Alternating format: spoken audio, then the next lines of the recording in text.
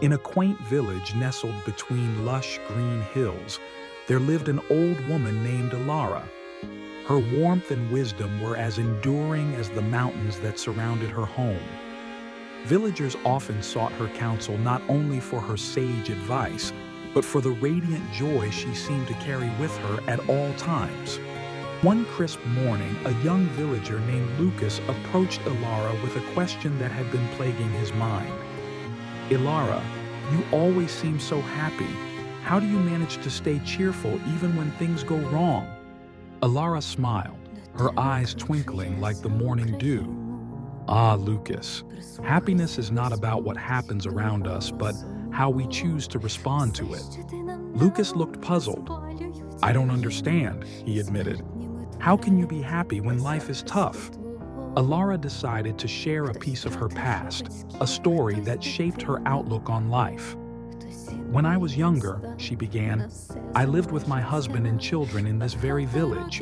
We led a simple yet fulfilling life. But then tragedy struck.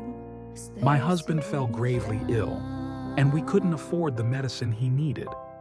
Despite our efforts, he passed away. It was the darkest time of my life. Lucas listened intently, feeling the weight of Ilara's words. I mourn deeply, Ilara continued.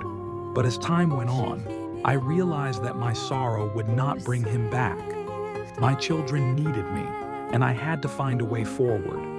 I learned that happiness is a choice, a decision to focus on the beauty life still offers, regardless of its hardships. Intrigued, Lucas asked, but how do you find happiness when everything feels wrong? Every day, Ilara explained, I wake up and tell myself that today is a new day with new possibilities. I look for small joys, a bird's song, a child's laughter, or the aroma of freshly baked bread. These small moments are gifts that remind me of life's wonder. Lucas pondered this wisdom. And when tragedy strikes again, how do you cope then? Alara's smile was gentle but firm. In those moments, I remind myself that pain is temporary. This too shall pass. I focus on what remains, my health, friendships, and the simple fact of being alive. Seeing the good amidst the bad allows me to choose happiness. Inspired by Alara's perspective, Lucas left her home with newfound resolve. He began practicing gratitude, seeking joy in the smallest of things. Over time, he noticed a transformation in himself, a lightness that persisted even through life's challenges. As Lucas shared Ilara's teachings throughout the village, a change began to ripple through their community. Villagers realized that happiness wasn't about external circumstances, but about nurturing an inner light that could withstand any storm. Alara's legacy of choosing happiness became the heart of the village's spirit.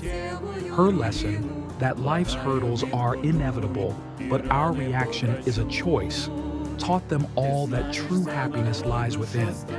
Moral: life's difficulties are inevitable, but happiness is a choice we can make every day by embracing gratitude and seeking joy in small moments.